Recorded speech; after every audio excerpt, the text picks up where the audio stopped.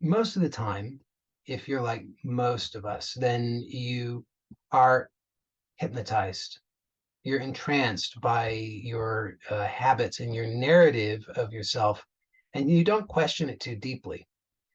This is a power that's called Maya. It's probably called by many other names, but it's that power that entrances us and causes us to believe something that's not actually all that true when we look a little bit more closely.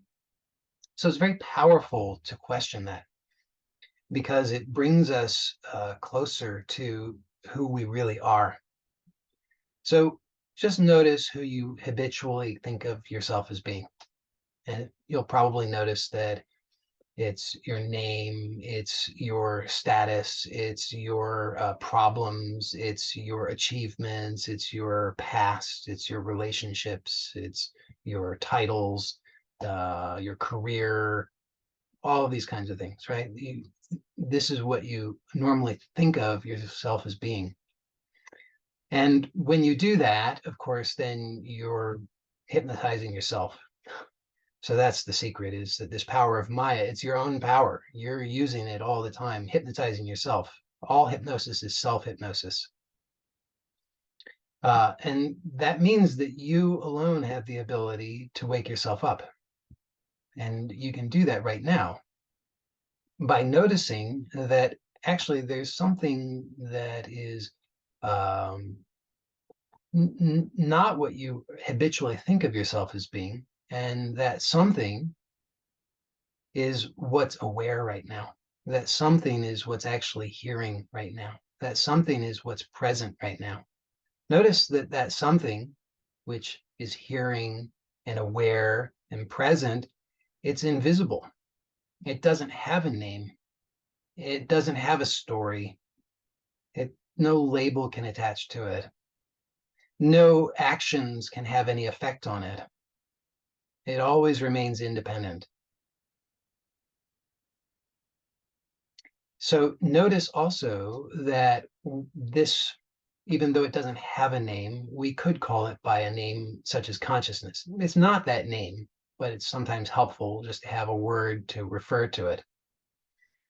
So again, consciousness, presence, awareness, whatever we want to use to call, to refer to it, it's not the word, it's what the word is pointing to. But that something that it's pointing to is invisible, it's intangible. And yet it's undeniable because it's that which is the fundamental basis of everything. So sometimes you go to bed and you close your eyes and you go to sleep, and then you dream. And you might remember having dreamed, right? So you can recall that now.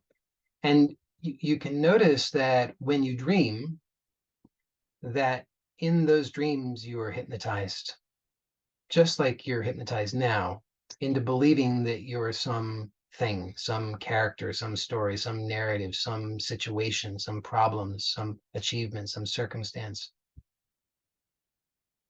And that continues as long as the dream continues. And then the dream ends, and maybe you wake up, and upon waking up, you realize, oh, it was just a dream.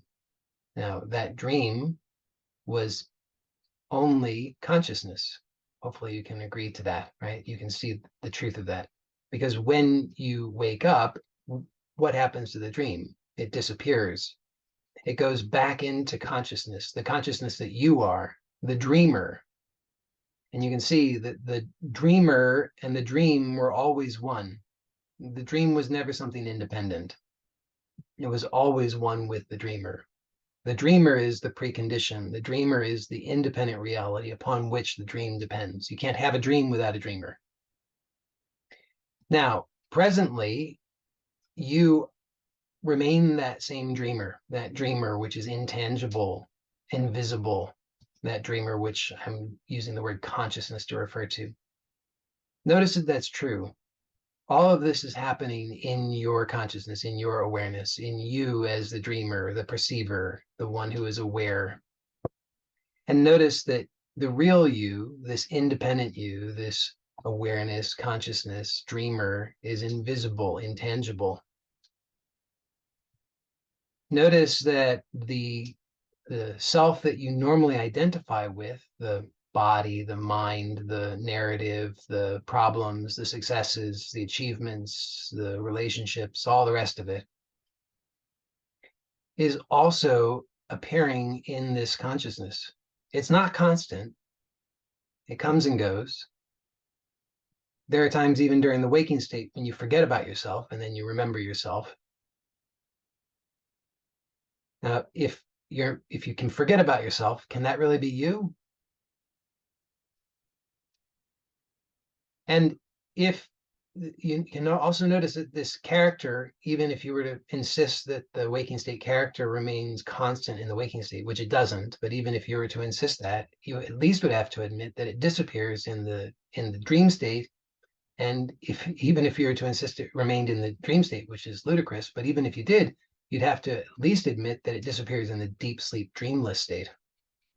So it's not constant, it comes and goes.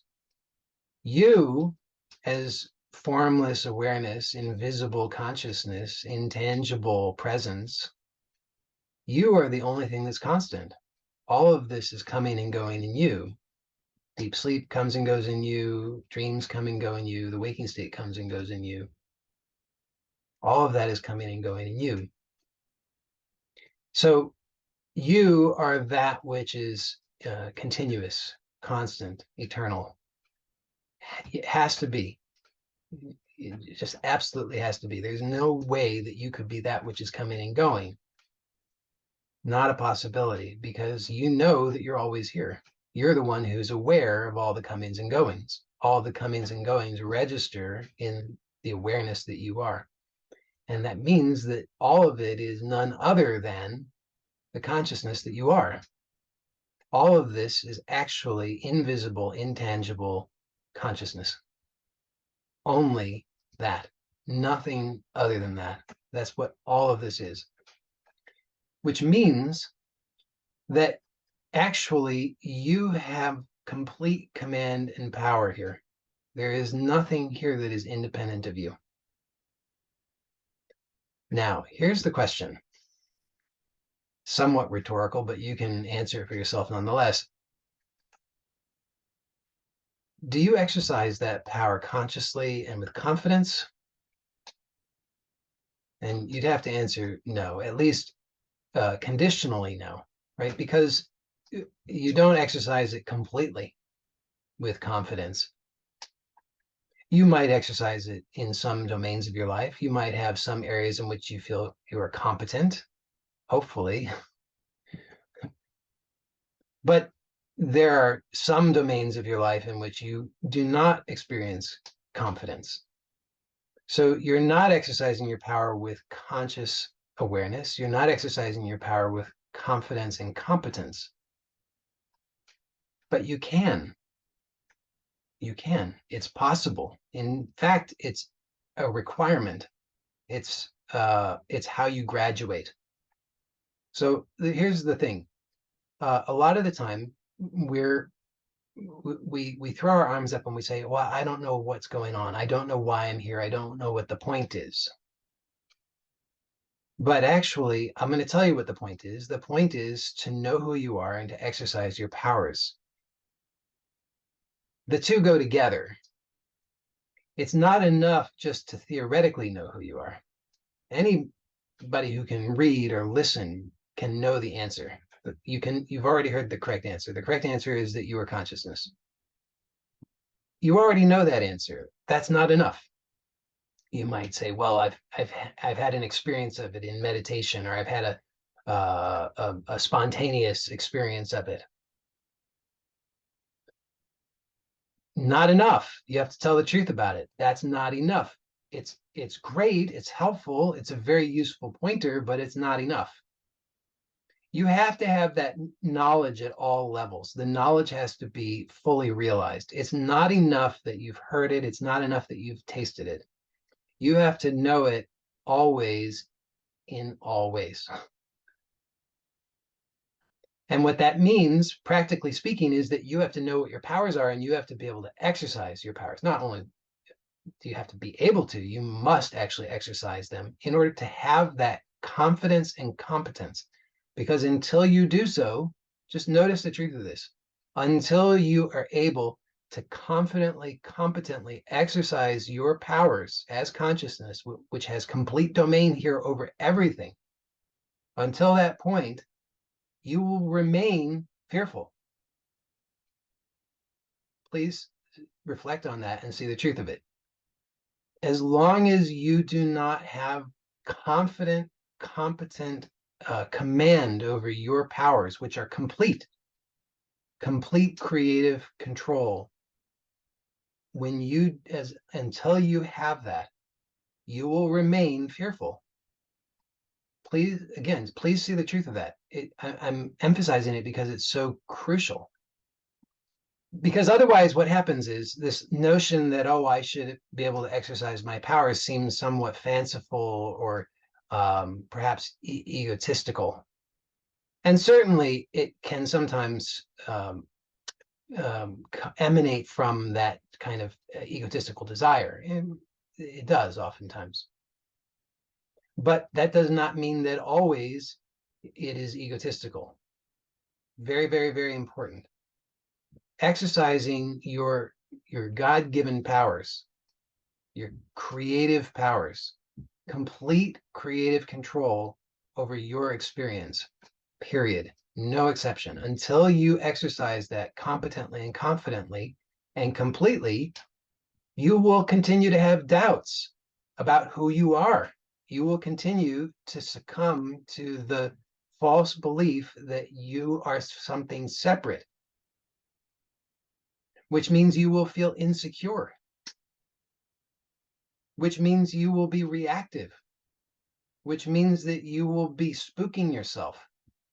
It's like, maybe you've had this experience. If not, then you could imagine it, because it does happen to people, where if you're asleep and you're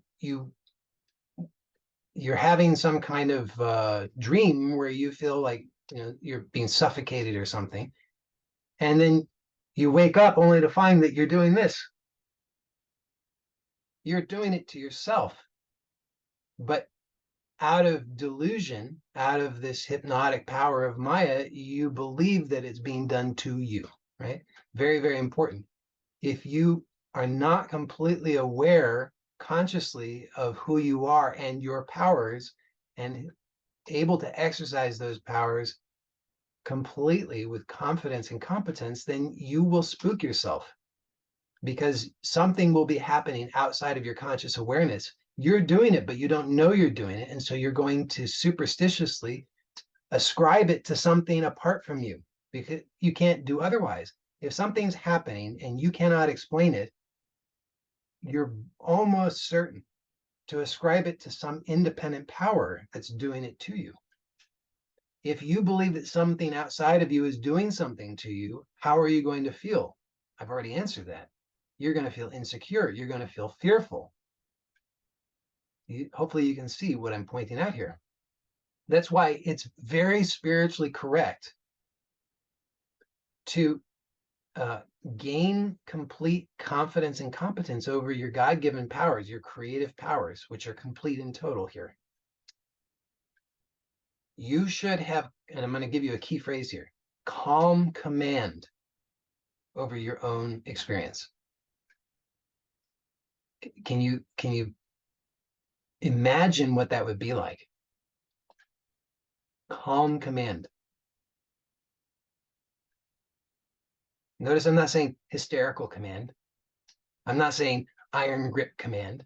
I'm not saying any of those things, because those would be the wrong thing. I'm talking about calm command, absolute calm and command.